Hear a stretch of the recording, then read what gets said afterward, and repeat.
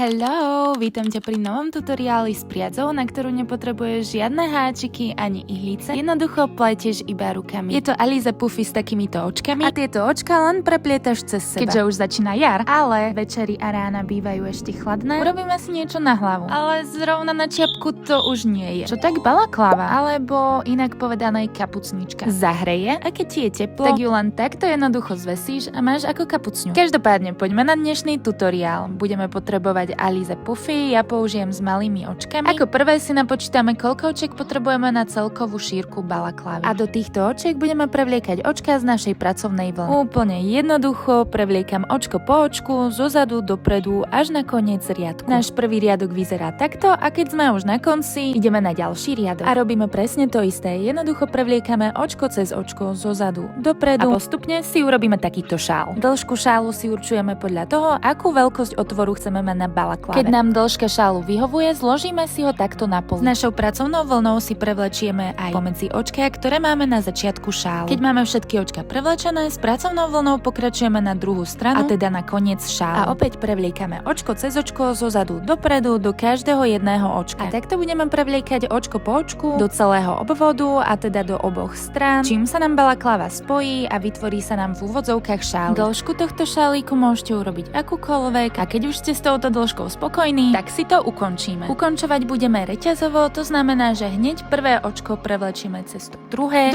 cez tretie cez štvrté. Jednoducho každé očko prevlečieme cez to nasledujúce očko. A vznikne nám takáto reťaz. Keď sme si prešli všetky očká, vlnu odstrihneme a zvyškovú vlnu zauzlíme. Keď máme hotovo, tak vlnu si prevlečieme ešte aj do zadnej strany, aby sme si obe strany spojili. Keď budeme mať očka prevlečené, prevlečieme ich aj cez opačnú stranu a následne ich prejdeme všetky reťazovo. A to je koniec, máme hotovo. Ak sa vám tutoriál páčil, budem rada, ak ma podporíte srdiečkom a pripravujem ďalšie tutoriály. Opäť iba rukami, bez ihlíc a bez háčikov, takže to zvládne naozaj úplne každý. Tak ma sleduj, pretože možno už nikdy na mňa nenatrafíš. Bye!